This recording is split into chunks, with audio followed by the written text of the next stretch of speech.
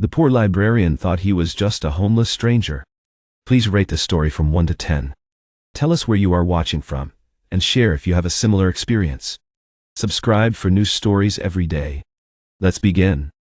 It was a Tuesday evening in late November when the rain started falling harder than usual. Anna walked down the empty street with her coat pulled tight against the cold. The library where she worked was just ahead, and its warm lights felt like a small beacon in the darkness. She had been working there for 6 years now, and the building had become more of a home than her tiny studio apartment ever could. Another night alone with the books. Not that I mind. She pushed through the heavy wooden doors and shook the water from her hair. The smell of old paper and leather bindings wrapped around her like a familiar embrace. Margaret, the head librarian, looked up from her desk with tired eyes. Margaret told Anna that the heating system was acting up again, and they might need to close early. Anna nodded and said she would check the radiators in the back rooms. I'll make sure everything's locked up tight before I leave. Margaret gathered her things and reminded Anna to turn off all the lights. The older woman had been worried lately about the library's future. Funding cuts had been threatening their existence for months, and Margaret feared they wouldn't survive another year. Anna watched her boss leave through the front entrance and felt a familiar weight settle in her chest.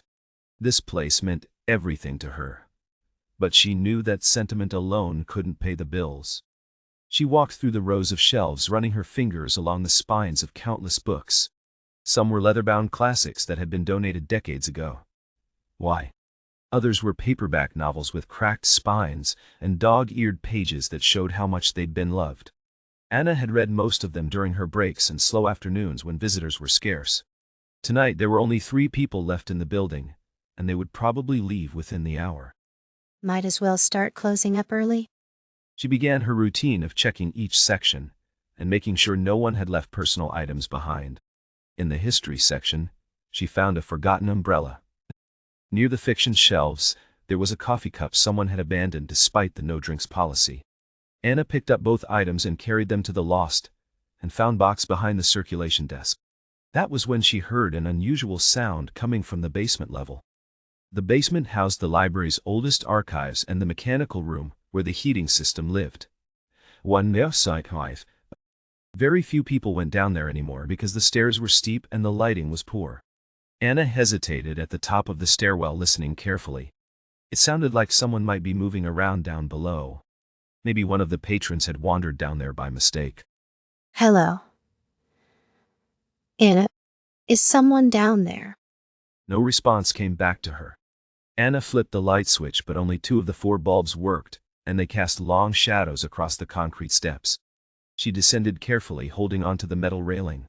The air grew cooler as she went down, and she could hear the old furnace humming in the distance. When she reached the bottom, she saw that the door to the mechanical room was slightly open. That door was supposed to stay locked at all times. Only Margaret and the maintenance supervisor had keys. Anna approached slowly and pushed the door wider. Inside the cramped space, she saw a man crouched near the furnace, examining something on the floor. He wore an expensive-looking suit that was completely out of place in the dusty basement. Excuse me. You're not supposed to be down here. The man turned quickly, and Anna saw genuine surprise on his face. He was probably in his mid-30s with dark hair and sharp features that might have been handsome if he didn't look so exhausted. There were dark circles under his eyes, and his tie was loosened, as if he'd been pulling at it. He stood up slowly and raised his hands in a peaceful gesture. I'm sorry. I didn't mean to intrude. I was just looking for a quiet place. A quiet place. In a library basement.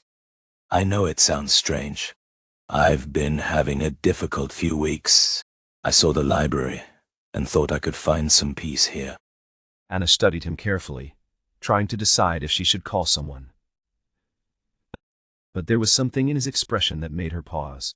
He looked lost in a way that had nothing to do with being in the wrong room. She recognized that feeling, because she'd worn it herself many times. The library's about to close. You should probably head upstairs and out the front door. Of course. Thank you for not calling security. We don't have security. Budget cuts. James smiled slightly at that and started walking toward the stairs. Anna followed him, keeping a safe distance. They climbed back up to the main floor where the last few patrons were gathering their things. James paused near the exit and turned back to look at her. For a moment he seemed like he wanted to say something else, but then he simply nodded and walked out into the rain. Anna locked the door behind him and returned to her closing duties. Sarah, her friend, and fellow librarian came out from the back office, where she'd been cataloging new arrivals. Sarah asked if everything was okay, because she'd heard voices coming from the basement. Anna explained what had happened, and Sarah laughed, saying that desperate businessmen were now hiding in libraries. They finished their work together and left through the back entrance just after 8 o'clock. The rain had stopped, but the streets were still wet and reflected the streetlights in long streaks. Anna's apartment was only 15 minutes away by foot. She walked slowly, letting the cool air clear her head. Her thoughts kept returning to the stranger in the basement, and the profound sadness she'd seen in his eyes. Whoever he was, he clearly needed help, but it wasn't her place to get involved.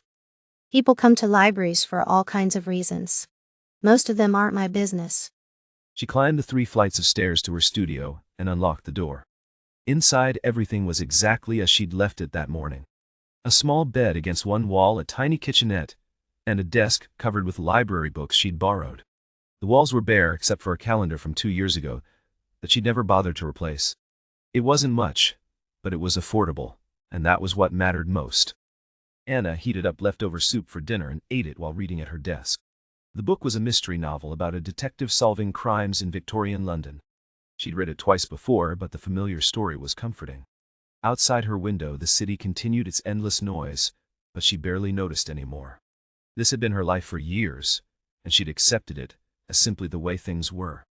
The next morning, Anna arrived at the library 30 minutes early as usual. She liked having quiet time before the doors opened to sort through returned books and prepare for the day. Margaret was already there, sitting at her desk with her head in her hands. When she looked up, Anna could see that the older woman had been crying. Something was very wrong. Margaret, what happened? Margaret wiped her eyes and tried to compose herself. She explained that she'd received an official letter from the city that morning. The library had been given notice that its funding would be completely cut within 3 months. They would have to close permanently unless they could find a private donor or investor. Anna felt her stomach drop as the words sank in. 3 months. That's barely any time at all. Margaret agreed and said she'd already started reaching out to potential donors. But most wealthy individuals wanted to fund newer, more modern facilities, not aging buildings like theirs. David, a local real estate developer, had already expressed interest in buying the property. He wanted to tear down the library and build luxury condominiums.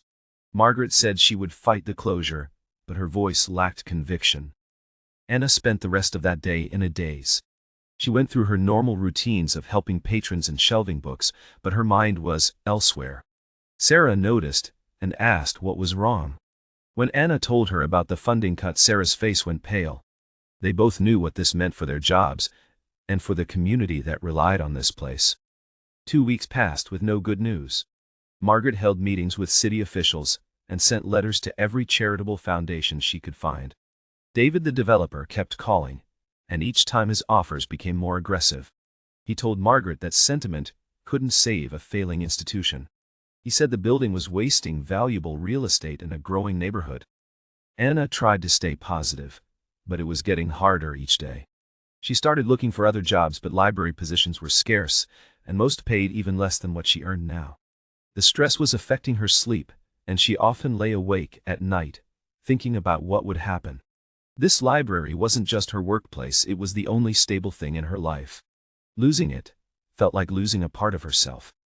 It was a Friday evening, 3 weeks after the closure notice, when everything changed. Anna was working late again, finishing up inventory in the basement archives. The library had closed an hour ago, but she'd stayed behind to organize boxes of historical documents. Margaret had asked her to catalog everything, in case they needed to donate the collection elsewhere. The task was depressing, but Anna worked methodically, trying not to think about what it meant. She was carrying a heavy box up the basement stairs when she smelled something strange. It was a sharp, acrid scent that made her nose wrinkle. Anna set down the box and looked around, trying to identify the source. That was when she saw smoke seeping under the door to the mechanical room. Panic shot through her instantly. No. Not now. She ran back down the stairs and grabbed the fire extinguisher from the wall. Her hands were shaking as she pulled the pin. The smoke was getting thicker, and she could hear a crackling sound from behind the closed door. Anna knew she should call the fire department immediately, but something made her hesitate. What if it was just a small electrical fire that she could put out quickly? She opened the mechanical room door and was immediately hit by a wave of heat. Flames were crawling up the far wall where the old electrical panel was mounted. The fire was already bigger than she'd hoped. Anna aimed the extinguisher and pressed the handle. White foam shot out, and she directed it at the base of the flames. For a moment it seemed like it might work. The flames shrank back under the chemical assault. But then she heard a voice calling out weakly from somewhere inside the smoke-filled room. Someone was in there. Anna's blood ran cold. Hello? Can you hear me? You need to get out. The voice called out again, and this time she recognized it. It was the man from weeks ago, the one who'd been hiding in the basement. He must have come back and somehow gotten trapped when the fire started. Anna dropped the empty extinguisher and pulled her shirt up over her nose and mouth. She couldn't see more than a few feet ahead through the thick smoke. Keep talking. I'm coming to find you. She moved deeper into the room, feeling her way along the wall. The heat was intense, and her eyes were watering so badly, she could barely keep them open. She heard him coughing somewhere to her left and changed direction. Her lungs were burning and every instinct told her to turn back. But she couldn't leave someone to die. Anna found him collapsed against the furnace. James was conscious but barely, and his face was covered in soot. She grabbed his arm and tried to pull him up, but he was too heavy. The flames were spreading now, climbing across the ceiling and blocking the exit. She was starting to feel lightheaded from the smoke. You have to help me. We have to move now. Can't breathe. Everything's spinning. Anna slapped his face lightly, trying to keep him conscious. She told him they would die if they didn't move immediately. Something in her tone must have reached him because he struggled to his feet. Together they stumbled toward where she thought the door should be. The smoke was so thick now that she was navigating purely by memory. Her shoulder hit the door frame hard enough to make her cry out. But it meant they'd found the exit. Anna pushed James through first and then followed. They collapsed at the bottom of the basement stairs, coughing and gasping for air. Behind them she could hear the fire roaring as it found new fuel. We have to keep going. Get upstairs. She half-carried, half-dragged James up the stairs. Every step felt like climbing a mountain. Her legs were weak and her chest felt like it was being crushed. But somehow, they made it to the main floor. Anna fumbled for her phone and dialed emergency services with shaking fingers. The operator answered immediately, and Anna gave their location. She said there was a fire in the basement, and they needed help right away. The operator told her to get outside immediately, and Anna agreed. She looked at James, who had collapsed against a bookshelf. His eyes were closed and he wasn't responding when she called his name. Don't you dare die on me. Not after everything. She grabbed him under the arms and pulled with everything she had left. They moved inch by inch across the floor toward the front entrance. Anna could see smoke beginning to seep up through the floorboards. The fire was spreading faster than she'd thought possible. Finally, she reached the heavy wooden doors and pushed them open. The cold night air hit her like a physical blow. She dragged James out onto the sidewalk, just as she heard sirens approaching. Red and blue lights flooded the street as fire trucks arrived. Firefighters rushed past her, and she tried to tell them about the basement, but her voice wouldn't work properly. A paramedic appeared at her side and gently pushed her down to sit on the curb. Thomas, the fire captain, approached and asked what had happened. Anna explained about finding the smoke and going in to investigate. She told him about James being trapped inside. Thomas looked at her with a mixture of respect and disbelief. He said she shouldn't have gone in alone, but he was grateful she'd acted when she did. Another paramedic was working on James nearby. They had an oxygen mask on his face and were checking his vital signs. Anna watched anxiously, trying to see if he was breathing properly. The paramedic looked up and gave her a reassuring nod. James would survive, but he needed to go to the hospital immediately. They loaded him into an ambulance and drove away with sirens blaring. Anna remained sitting on the curb watching firefighters battle the flames. Water poured through the broken windows and steam rose into the night air. She knew in her heart that the library was destroyed. Even if they managed to save the structure itself, the damage would be catastrophic. A reporter from the local news appeared and started asking questions. Anna answered mechanically, explaining what she could remember. The reporter called her a hero and asked if she knew who the man was that she'd saved. Anna shook her head and said she'd only met him briefly weeks ago. She had no idea what his name was or why he kept coming to the library. Margaret arrived 20 minutes later. Someone had called her, and she'd rushed over, still wearing her pajamas under her coat. When she saw the damage, she began crying again. Anna stood up and hugged the older woman tightly. They both knew this was the end of their library. I'm so sorry, Margaret. I should have gotten there sooner. Margaret pulled back and looked at her with red eyes. She said Anna had nothing to apologize for. She'd saved a man's life, and that was more important than any building. The library could be rebuilt, but a human life couldn't be replaced. Anna appreciated the sentiment, but she couldn't help feeling like she'd failed somehow. The paramedics insisted on checking Anna at the hospital as well. She'd inhaled a dangerous amount of smoke and needed oxygen treatment. Sarah arrived to drive her and promised to stay with her throughout the night. As they pulled away, Anna looked back at the smoldering building. Firefighters were still working, but the worst seemed to be over. At the hospital, they put Anna in a room with an oxygen mask and monitored her breathing. The doctor said she was lucky her lungs hadn't suffered permanent damage. She would need to rest for several days and avoid any strenuous activity. Sarah sat beside her bed holding her hand. They didn't talk much because there wasn't much to say. The next morning, Anna was released with instructions to take it easy. Sarah drove her home and helped her up the stairs to her apartment. Anna collapsed onto her bed, fully clothed, and fell into an exhausted sleep. She dreamed of flames and smoke and books burning. When she woke hours later, her throat was raw and everything hurt. The news coverage of the fire was extensive. Local stations ran stories about the brave librarian who'd risked her life.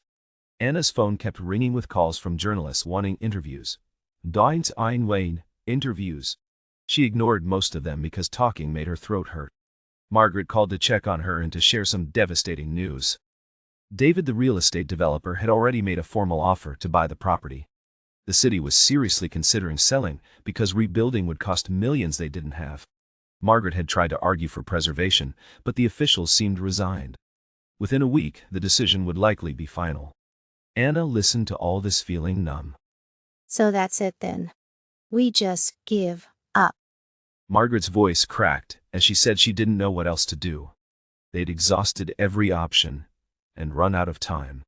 The fire had been the final nail in the coffin. Anna thanked her for calling and hung up.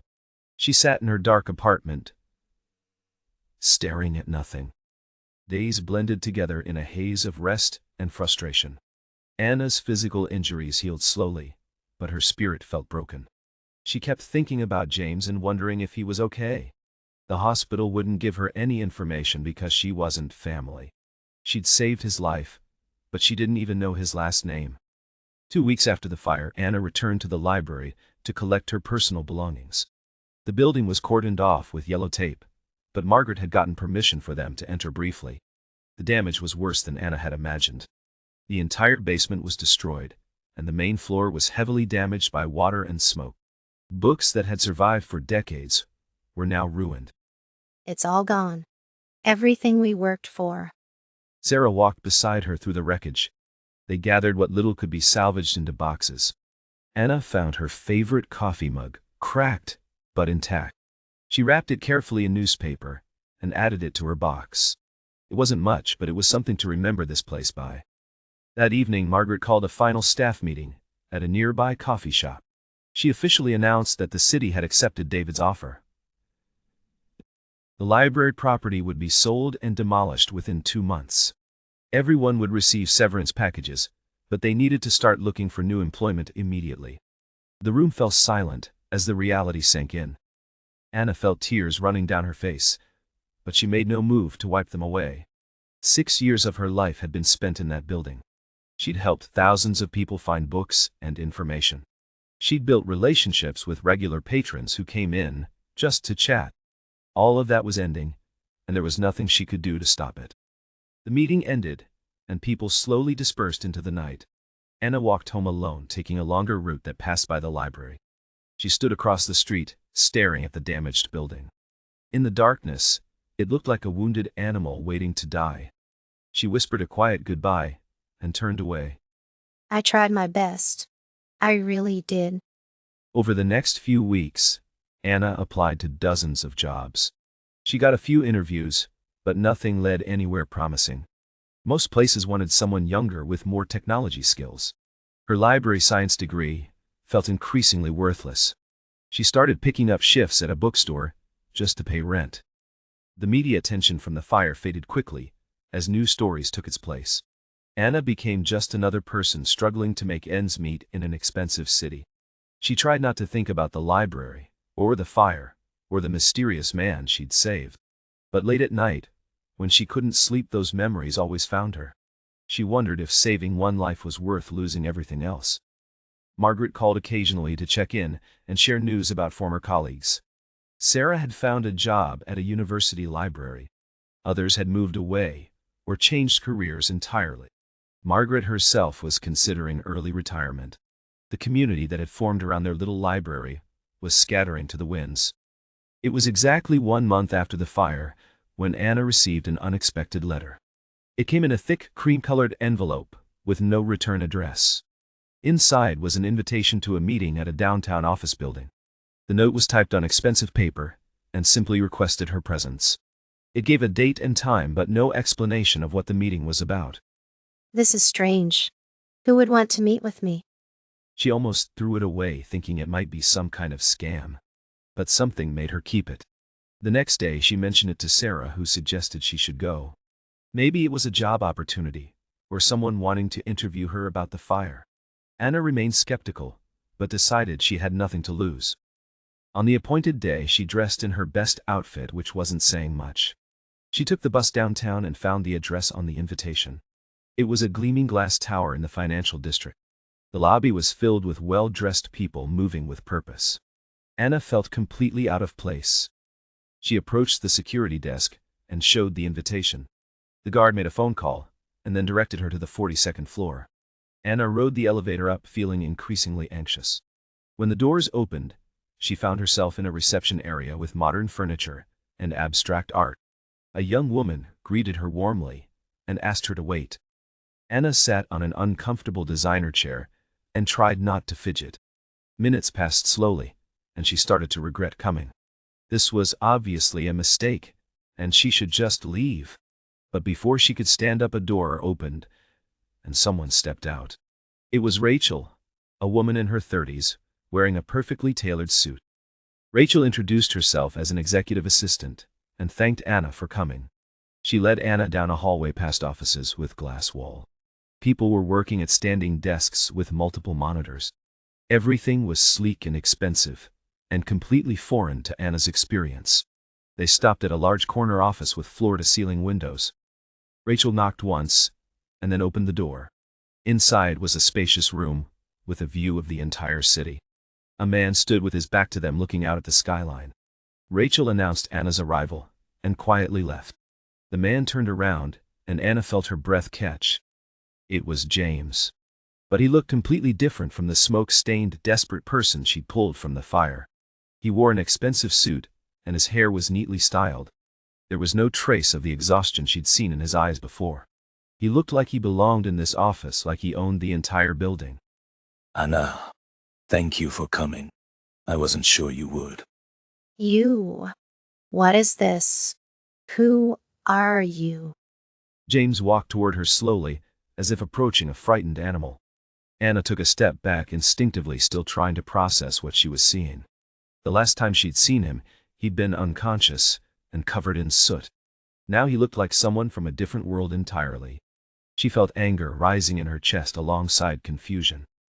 I know this must be overwhelming. Please let me explain. Explain what? Who are you really? James gestured to the chairs near his desk and asked if she would sit. Anna remained standing with her arms crossed. She wasn't going to make this easy for him. He seemed to understand, and stayed where he was, maintaining some distance between them.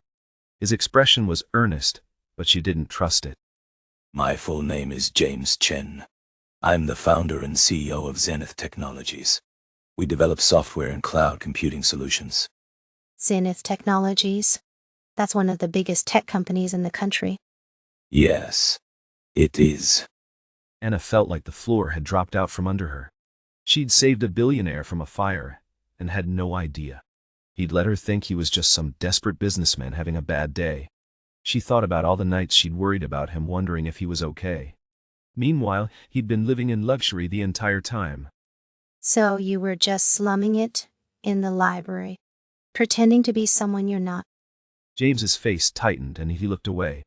When he spoke again, his voice was quieter, and there was real pain in it. He said she deserved to know the truth about why he'd been there that night.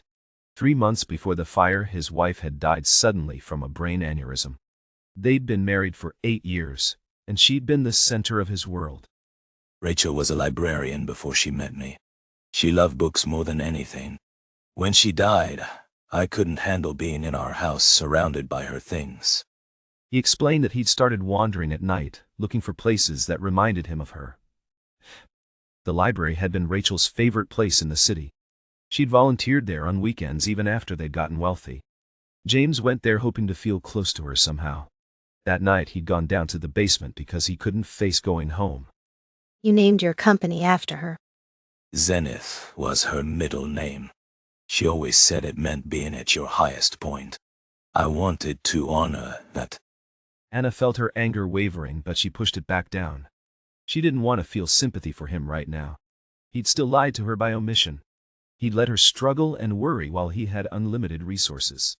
That wasn't fair, regardless of his grief. Why didn't you tell me who you were? Why the secrecy?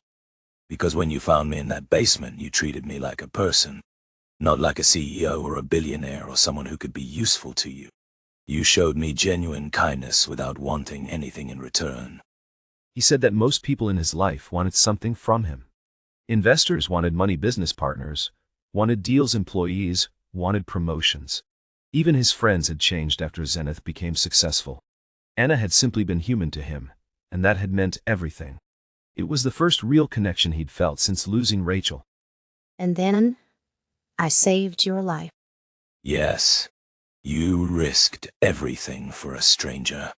You could have died in that fire. Anna looked away, uncomfortable with the intensity in his gaze. She didn't feel like a hero, she felt like someone who'd acted on instinct. Anyone would have done the same thing in her position. But James was shaking his head as if he could read her thoughts. He said most people wouldn't have gone into that building. I've been trying to find a way to thank you properly, to show you how grateful I am. I don't want your money. The words came out sharper than she'd intended. James flinched slightly, but nodded. He said he understood, but he still wanted to do something.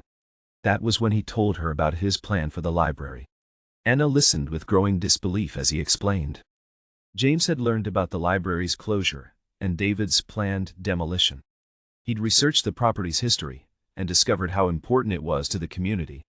Zenith Technologies wanted to purchase the building and fund its complete restoration. They would modernize the infrastructure while preserving the historical architecture. The library would reopen as a public space with state-of-the-art technology. We'd also establish an endowment to ensure it never faces funding issues again. The community would have full input on programming and operations. Why would you do all that? It must cost millions. Because Rachel would have wanted it. And because you saved my life in that building. I owe both of you this much. Anna sat down heavily in one of the chairs. Her legs suddenly felt weak. This was too much to process all at once. A month ago she'd been facing unemployment, and now a billionaire wanted to save her library. It felt like something from a dream, or maybe a fairy tale. What's the catch? There's always a catch. James smiled slightly and said there was one condition. He wanted Anna to be involved in the restoration project. She knew the library better than anyone and understood what the community needed. He would need her expertise to make this work properly. Anna stared at him, trying to figure out if this was real. You'd be paid, of course. A competitive salary with full benefits. I don't understand. Why me? I'm just a librarian. You're the person who loved that library enough to run into a burning building. You're exactly who I need. Anna felt tears starting to form, and she blinked them back. This was everything she'd wanted but couldn't have hoped for. The library would survive and she'd have a job. But something still bothered her about the whole situation. It felt too convenient, too perfect. I need time to think about this. Of course. Take all the time you need. Rachel, the assistant, appeared with impeccable timing and offered to show Anna out. As Anna stood to leave, James called her name. She turned back and saw something vulnerable in his expression. He said he hoped she'd say yes because he meant every word. Anna nodded and followed Rachel back to the elevators. Outside on the street, Anna felt like she was floating. The whole meeting had been surreal. She walked without direction, just trying to process everything. Her phone rang, and it was Sarah asking how the mysterious meeting had gone. Anna said she needed to talk in person, and they agreed to meet for coffee. An hour later, they sat in their favorite cafe while Anna explained everything. Sarah's eyes got wider and wider as the story unfolded. When Anna finished, Sarah let out a low whistle. She said this was like something from a romance novel. Anna laughed, despite herself, because it really was absurd. It's too much. I don't deserve any of this. Sarah reached across the table and grabbed her hand. She said Anna deserved every good thing that came her way. She'd worked hard for years, with no recognition. She'd saved someone's life without hesitation. If a billionaire wanted to rebuild the library and give her a job, that was karma finally working. Over the next week, Anna thought constantly about James's offer. She visited the damaged library building several times. Standing outside the ruined structure, she imagined what it could become. Modern computer labs alongside the historical reading rooms. Spaces for children and teenagers and seniors. A true community hub that could serve everyone. She also researched James and Zenith Technologies thoroughly. The company had an excellent reputation for corporate responsibility. They funded education initiatives and technology access programs. James himself had donated to various charities, though he kept a low profile. There were no scandals, no questionable business practices. Sarah kept encouraging her to accept the offer. Margaret called to say she'd heard rumors about Zenith's interest. She urged Anna to consider it carefully, because this might be their only chance. Even Anna's landlord mentioned he'd seen news articles about potential library restoration. It seemed like the whole neighborhood was watching and waiting for her decision. Okay, I'll do it. But on my terms. She called the number Rachel had given her and scheduled another meeting. This time, when she arrived at Zenith's offices, she felt more confident. James greeted her warmly and listened as she outlined her conditions. She wanted input on all major decisions about the library. She wanted guarantees that the community would be involved in planning. And I want full transparency. No more secrets, no more surprises. Agreed. To everything. They shook hands, and James said his lawyers would draw up contracts. The formal purchase of the property would take a few weeks. In the meantime, Anna could start planning what the restored library would need. He assigned Victoria, one of his senior project managers, to work with her. Victoria was a no-nonsense woman in her 50s, who immediately put Anna at ease. Victoria told Anna that Zenith took this project very seriously. They'd be working with historical preservation experts and community organizers. The goal was to create something that honored the past while embracing the future. Victoria asked Anna to make a list of everything she thought the library needed. Anna went home that night and started writing. The next few weeks passed in a blur of meetings and planning sessions. Anna worked with architects to design spaces that would serve multiple purposes. She consulted with technology specialists about equipment and infrastructure. She held community forums to gather input from residents. The response was overwhelmingly positive, though some people remained skeptical. David, the real estate developer, was furious when he learned about Zenith's involvement. He'd been counting on that property for his condominium project. He started spreading rumors that Zenith was only doing this for publicity. He told reporters that James was trying to buy good press. Some people believed him and questioned whether the library restoration was genuine. Anna found herself defending James in public meetings. She explained his connection to libraries through his late wife. She showed them the detailed plans and the funding commitments. But David kept pushing, saying that tech companies couldn't be trusted. He demanded a public hearing before the city approved the sale. The hearing was scheduled for a Thursday evening at City Hall. Anna spent days preparing her presentation. James offered to speak, but she said the community needed to hear from her. She was the one who worked in that library every day. She was the one they knew and hopefully trusted.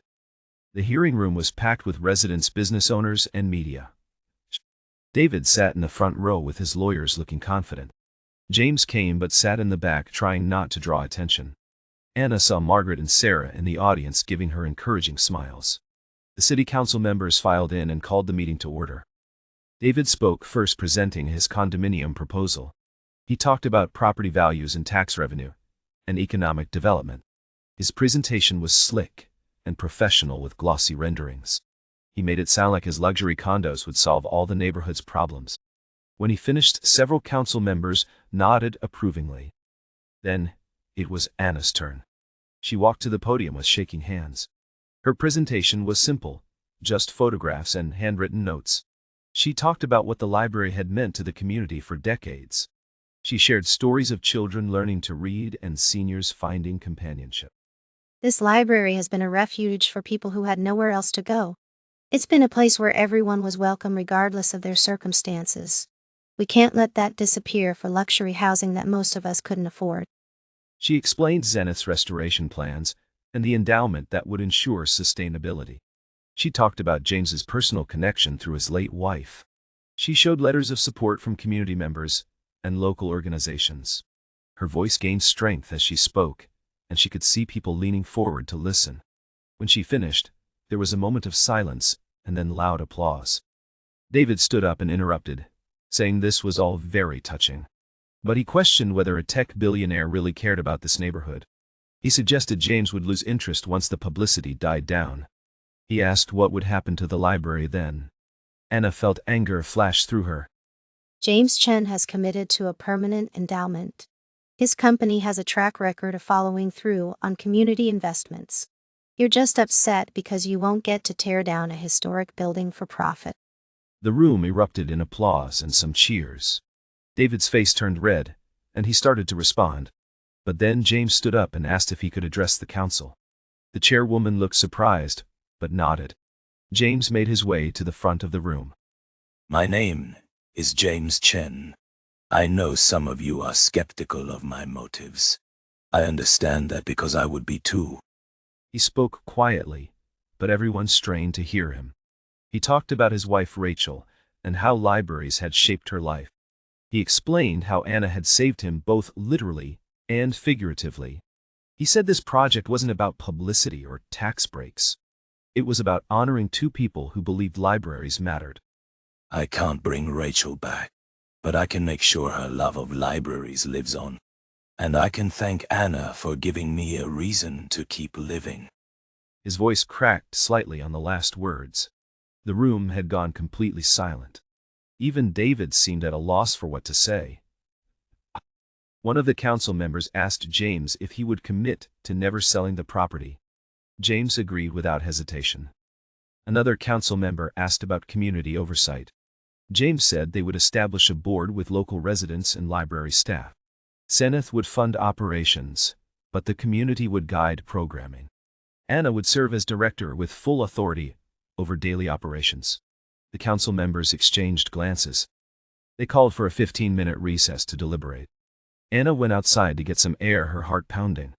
James followed, and they stood together on the steps. Neither spoke for a while, just watching cars pass by. Finally, James broke the silence. Whatever happens, I want you to know something. Meeting you changed my life. You reminded me that there's still goodness in the world. You're giving me too much credit. I just did what anyone would do. No, you did what you thought was right without calculating the cost. That's rare.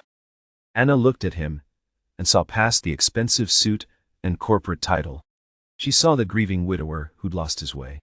She saw someone trying to do good even if his methods were unconventional. And she realized she'd been judging him unfairly. He was just a person like anyone else. I'm sorry for being so harsh earlier. About the secrets, I mean. You had every right to be angry. I should have been honest from the beginning. They were called back inside for the council's decision. Everyone filed back into the hearing room. Anna noticed that more people had arrived during the recess. The standing room was packed. The chairwoman called for order. She announced that the council had voted unanimously to approve Zenith's proposal. The property would be sold to James's company with the conditions he'd outlined. Construction could begin as soon as all permits were finalized. The room exploded in applause, and several people rushed to hug Unauthorized CEO. David stormed out without speaking to anyone. Sarah pushed through the crowd and grabbed Anna in a tight embrace. Margaret was crying happy tears. Thomas, the fire captain who'd responded that night, came over to congratulate her. He joked that she'd not only saved a man, but saved a library too. Anna laughed, feeling overwhelmed by emotion. James stayed in the background, letting Anna have her moment. But as people started to leave, he approached her. He asked if she wanted to get dinner to celebrate. Anna hesitated for a moment, then agreed. They walked to a quiet restaurant a few blocks away. Over pasta and wine, they talked about the future of the library. James shared ideas for technology integration.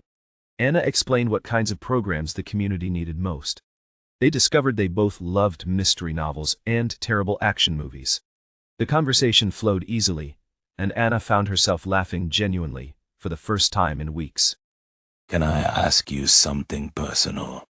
I suppose you've earned that right. Why did you become a librarian? It can't have been for the money. Anna smiled and told him about growing up in foster care. Libraries had been her refuge as a child. They were warm and safe, and full of worlds she could escape into. The librarians had been kind to her, even when no one else was. She'd wanted to give that same gift to others. Books saved my life in a way. I wanted to help them save other people too. Rachel would have loved you. The comment caught Anna off guard. She didn't know how to respond. James seemed to realize what he'd said and looked embarrassed. He quickly changed the subject back to library planning. But something had shifted between them. Construction on the library began 6 weeks later. Anna visited the site every day, watching the transformation. Workers carefully removed damaged sections while preserving historical elements.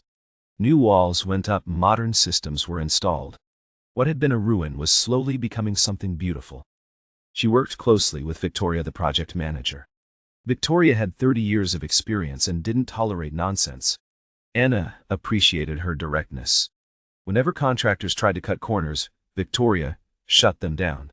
She took the project as seriously as Anna did. James came by occasionally to check on progress. He and Anna would walk through the construction site wearing hard hats. They talked about Rachel sometimes. James shared memories of her, and Anna listened. She could tell it helped him to keep her memory alive through conversation. One afternoon, they were inspecting the new children's section. Colorful murals were being painted on the walls. James stopped in front of one showing children reading under a tree. He was quiet for a long moment. When he spoke, his voice was thick with emotion. Rachel wanted kids. We were going to start trying next year. I'm so sorry, James. He turned to her and Anna saw tears in his eyes. Without thinking, she reached out and hugged him. James held on tightly, and she could feel him shaking. They stood like that for a while, in the unfinished room. When they finally pulled apart, they were both crying. Thank you for letting me do this, for understanding why it matters. Thank you for saving our library, and for trusting me to be part of it. The moment felt significant in a way Anna couldn't quite define. It wasn't romantic exactly, but it was intimate. They'd both lost things they'd loved and found something new together. A friendship, maybe, or possibly, something more. Time would tell what it might become. 6 months after construction began, the library was nearly finished. The grand reopening was scheduled for early spring. Anna spent her days finalizing collections and training new staff. Margaret came out of retirement to serve on the community board. Sarah was hired as assistant director Tority. The week before the opening, Anna was working late, organizing the main reading room. She heard footsteps and turned to see James standing in the doorway. He was carrying a large box. He set it down carefully and gestured for her to open it. Inside were dozens of books. These were Rachel's personal collection. I thought they should be here where she'd want them. Anna lifted out a worn copy of Pride and Prejudice. Inside the cover was an inscription in elegant handwriting. It said, "Books are a uniquely portable magic." Anna recognized the Stephen King quote. She looked at James and saw him smiling sadly. We'll create a special section for them. Rachel's Corner. A place for people to discover their own magic. She would love that. They spent the next hour shelving Rachel's books together. James told stories about why each one had been special to her. Anna listened and laughed, and occasionally wiped away tears. By the time they finished, it was dark outside. The library felt alive again even without visitors. The grand reopening drew hundreds of people. The mayor gave a speech praising Zenith's community investment. James spoke briefly, thanking everyone for their support. But Anna noticed he kept looking at her throughout his remarks. When it was her turn, she walked to the microphone feeling nervous. This library almost died. But, because of one man's generosity and love, it survived. More than survived, actually, it's been reborn. She talked about what libraries meant to communities. She thanked James for his vision, and Victoria for her management. She thanked Margaret and Sarah and all the volunteers. And she dedicated the reopening to Rachel Chen, whose spirit lived in every book. People applauded and several were crying. After the ceremony, Anna gave tours of the new facilities. Children ran through the bright reading rooms. Seniors marveled at the technology center. Teenagers claimed the study spaces as their own. It was everything Anna had hoped for, and more. As evening approached, and the crowd thinned, James found her in Rachel's corner. She was straightening books that visitors had pulled out to examine. He stood watching her for a moment before she noticed him. When she turned, he was smiling. It was a real smile, not the polite one he wore for business. You did it. You brought this place back to life. We did it. Together. James stepped closer, and Anna felt her heart rate pick up. There was something in his expression she hadn't seen before. Hope, maybe, or possibility. He reached out and gently took her hand. She didn't pull away. I know this might be too soon, and I understand if you need to say no. But would you have dinner with me sometime? Not as colleagues, as something more. Yes. I'd like that. They stood there holding hands in the library Anna had loved and James had saved. Outside, the spring evening was fading into night. But inside, everything felt bright and full of promise. Two people who'd lost their way had found something unexpected. Not just a restored building, but a chance at restoration themselves. A year passed, and the library thrived beyond anyone's expectations.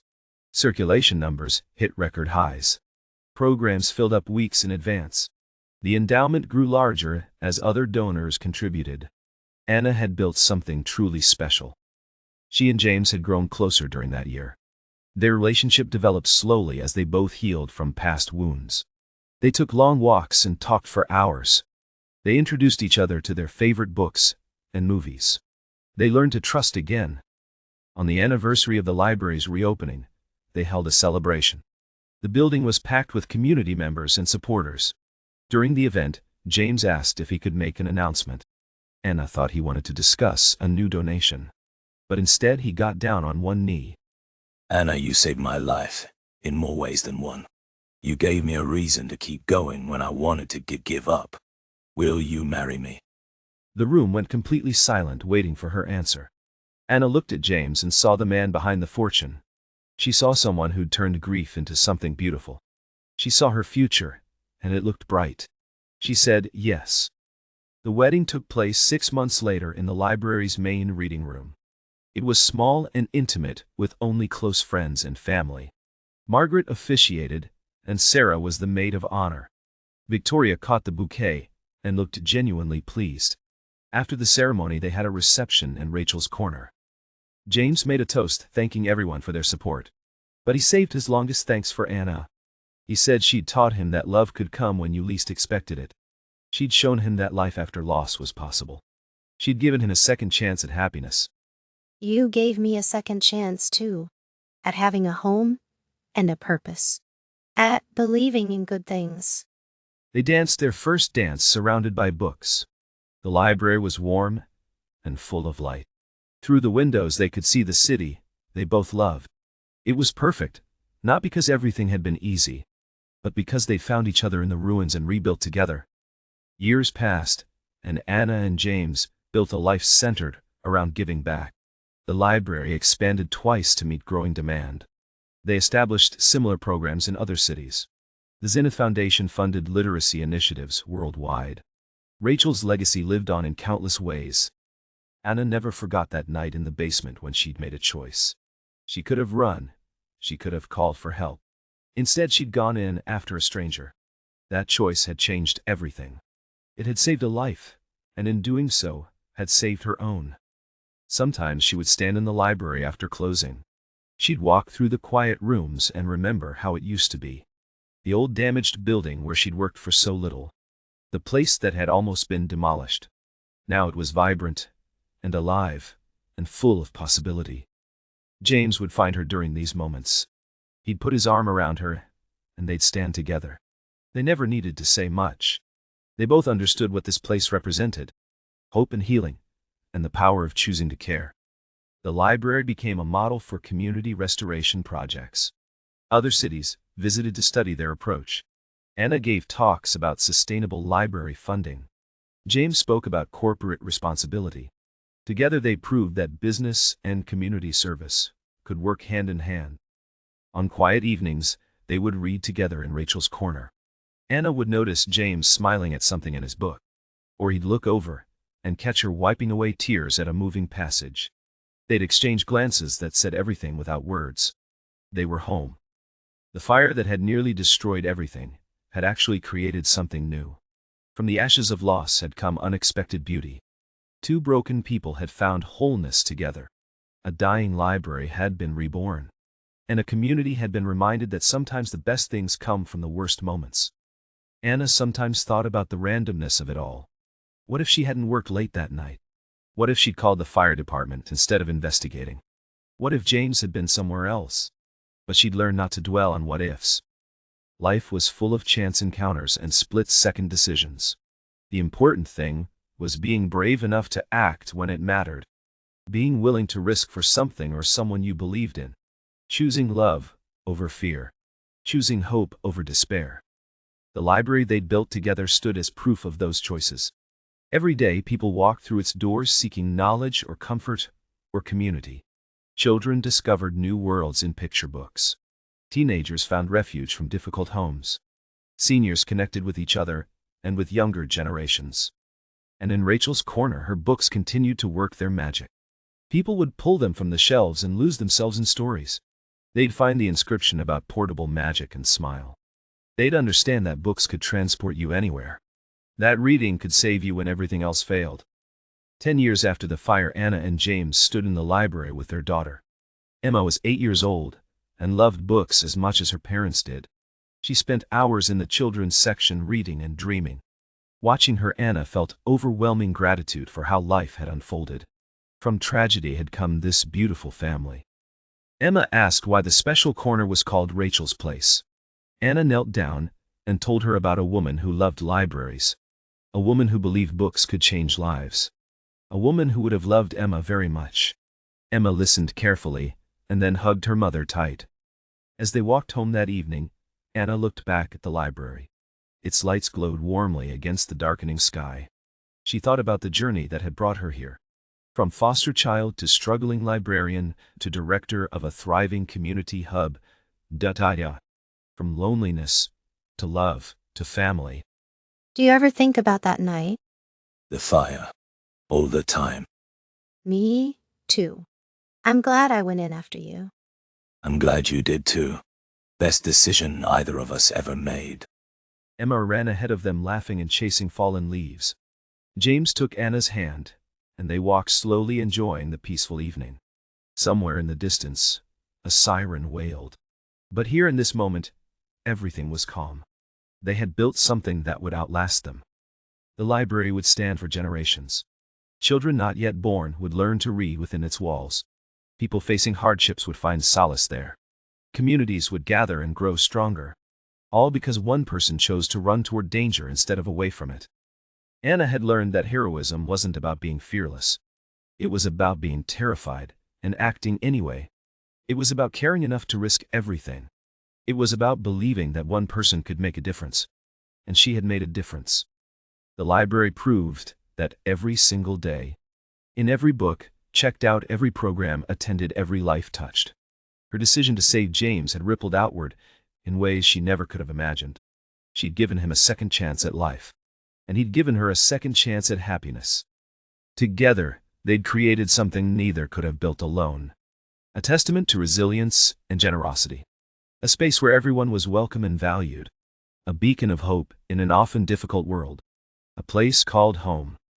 And on quiet nights when the library was closed, if you listened very carefully, you might hear the whisper of turning pages, the gentle echo of footsteps on wooden floors, the soft breathing of a building alive with stories. Stories of courage and kindness, of second chances and new beginnings, of love found in unexpected places, of lives saved and futures built, the stories that made up this library's heart. And a story. James's story. Rachel's story. All intertwined, all mattering.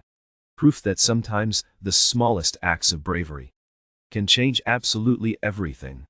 For everyone. How did you enjoy today's story? Please leave a rating from 1 to 10. Let us know where you're watching from. And if you have a similar experience or personal story, feel free to share it in the comments. Your engagement greatly helps the growth and longevity of this channel. If you subscribe, you'll receive new stories every day. We hope today's episode brought richness to your day. Thank you for watching.